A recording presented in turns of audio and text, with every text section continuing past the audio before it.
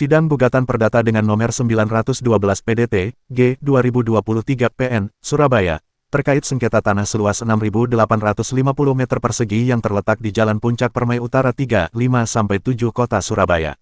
Kembali digelar di Pengadilan Negeri Surabaya. Sidang kali ini tergugat menghadirkan ahli perdata, dalam keterangannya bahwa suatu perkara yang mempunyai kekuatan hukum tetap tidak dapat diperiksa, karena putusan merupakan sebagai pemutus sengketa tanah, dikarenakan semua perkara itu harus ada ujungnya, karena putusan hakim merupakan pemutus adanya perselisihan perkara. Tak hanya itu, di dalam hukum perdata tidak ada kadaluarsa. Perjanjian tadi menyatakan bahwa objek perjanjian ini ada kelurahan P, maka tentu bukti kepemilikan itu harus diterbitkan sesuai dengan objeknya yang mulia. Karena tadi kita tahu 1332, 1333, 1334, jual beli itu objeknya harus jelas dan dapat ditentukan. Kalau objek jual belinya adalah P, maka tentu bukti kepemilikan diterbitkan harus P kan gitu. Yeah. Tapi kalau ini diterbitkan di objek L, ya berarti ini kan tidak sesuai dengan alas haknya. Yeah. Karena pendaftaran ini tentu harus didasarkan pada titel atau alas haknya. Jual belinya harus sesuai dengan bukti kepemilikan. Jadi jawab pertanyaan ini ya saya jawab bahwa tentu itu tidak diperkenankan kalau ternyata bukti kepemilikan tidak sesuai dengan detailnya atau alasannya.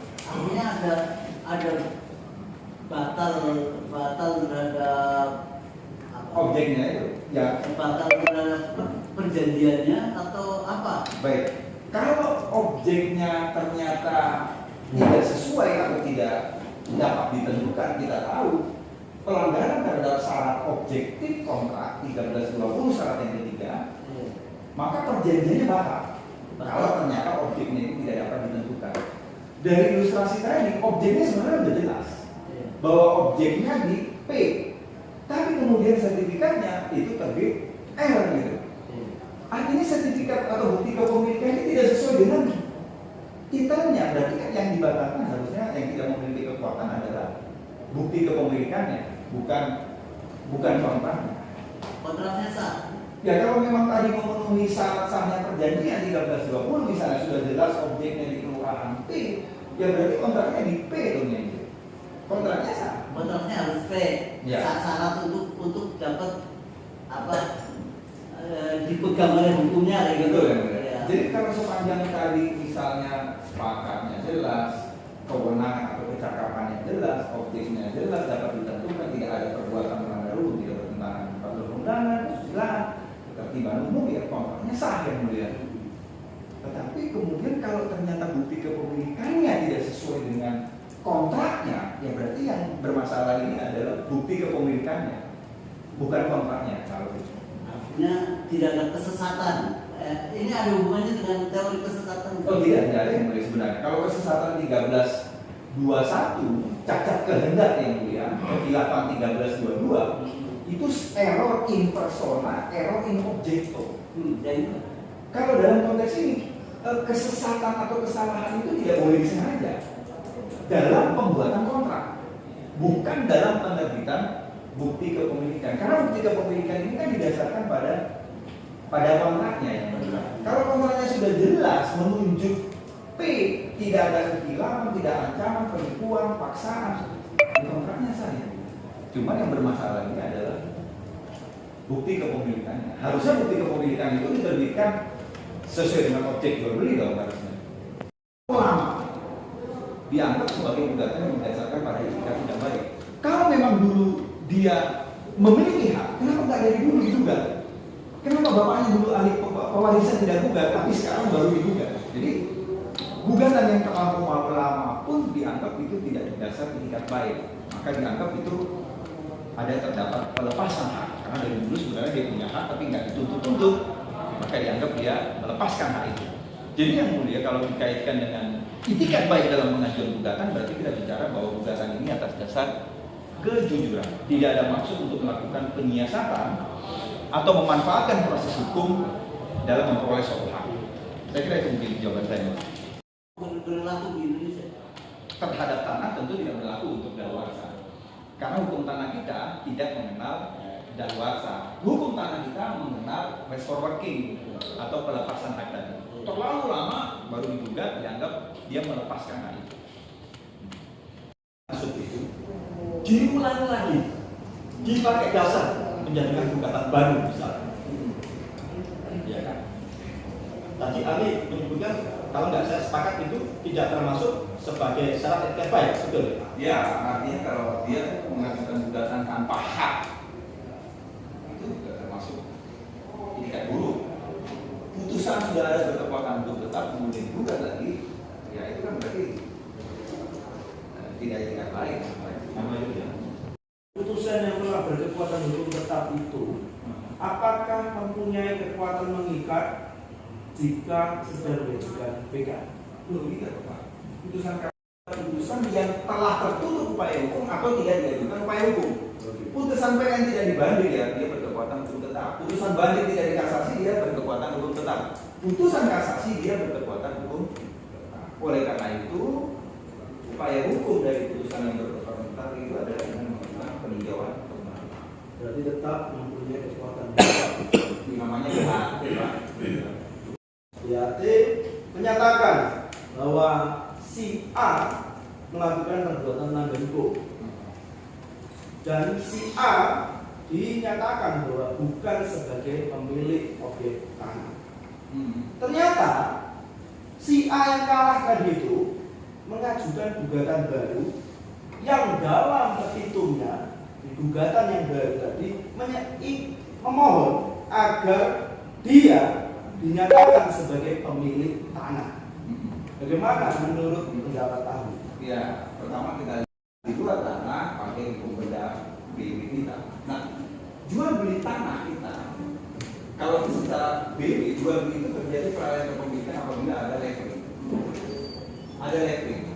Kalau tanah benda tidak bergerak 616, 620 dibuat akta otentik dan balik nama.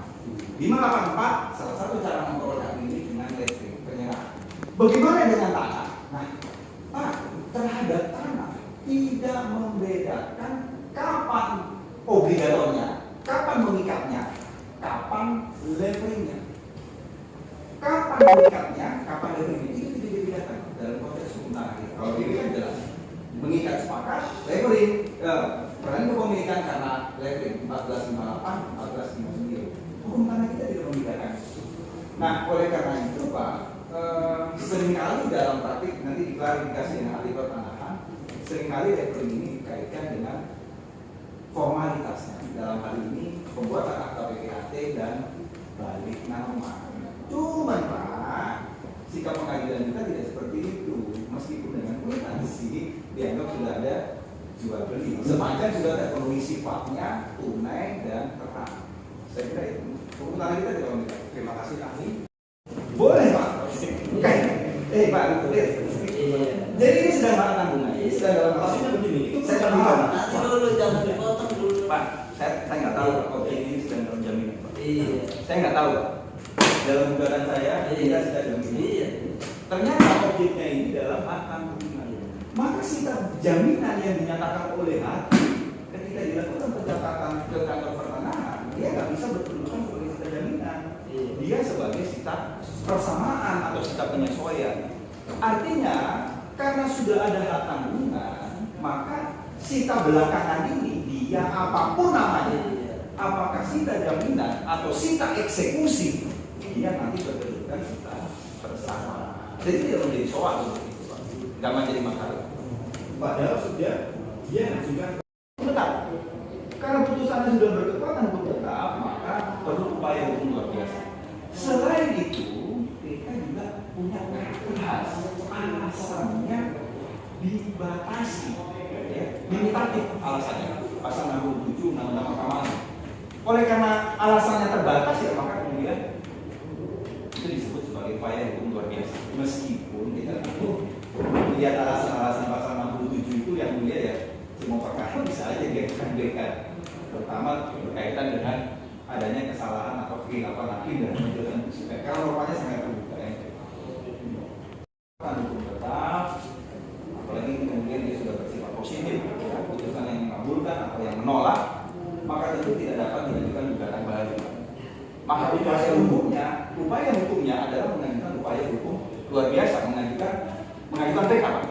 Dalam hal ini ketika ada pengajuan PK, tetapi kemudian di lain pihak juga mengajukan gugatan yang tadi, gugatan yang belakangan ini harus dinyatakan sebagai gugatan yang sudah melekat medis. Ini yang bisa. Perlu diketahui, sebelumnya, Mahkamah Agung dalam putusan kasasi nomor 1030 KPDT 2023 tanggal 17 Mei tahun 2023 menolak permohonan kasasi dari pemohon kasasi 1 Kepala Kantor Pertanahan Surabaya 1 dan pemohon kasasi 1 Widowati Hartono.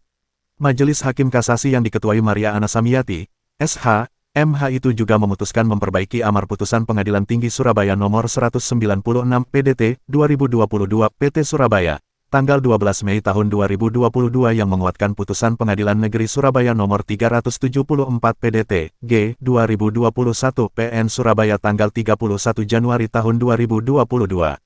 Menyatakan penggugat Mulya Hadi adalah pemilik yang sah atas objek sengketa petok D nomor 14.345/186 kelas D, 2 seluas 6.850 meter persegi. Begitu diantaranya bunyi amar putusan kasasi yang dapat dilihat selengkapnya di SIPP, Sistem Informasi Penelusuran Perkara PN Surabaya. Menyatakan surat tanah milik penggugat yakni surat keterangan tanah bekas milik adat nomor 593.21, 18/434, 36.931, 4/2021 tanggal 26 Maret tahun 2021 bersifat sementara atas nama Mulyadi CS. Menyatakan tergugat telah melakukan perbuatan melanggar hukum. Menyatakan sertifikat hak guna bangunan nomor 4157 Pradah Kali Kendal terbit secara melanggar hukum dan cacat hukum, salah lokasi menunjuk wilayah Kelurahan Lontar.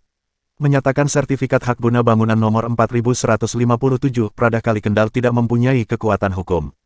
Menyatakan tergugat tidak berhak apapun atas bidang tanah sengketa dan tidak berkepentingan untuk dapat memperpanjang sertifikat hak guna bangunan nomor 4157 Pradah Kali Kendal dengan menunjuk lokasi objek sengketa di wilayah Kelurahan Lontar. Menghukum tergugat dan atau siapapun juga yang memperoleh hak daripadanya untuk menyerahkan tanah berikut segala sesuatu yang melekat berdiri di atasnya kepada penggugat sebagai pemilik sah tanah dimaksud dalam keadaan baik dan kosong. Menyatakan tergugat dihukum untuk membayar ganti kerugian material sebesar 1 miliar rupiah. Dari Surabaya, Rahyu mewartakan.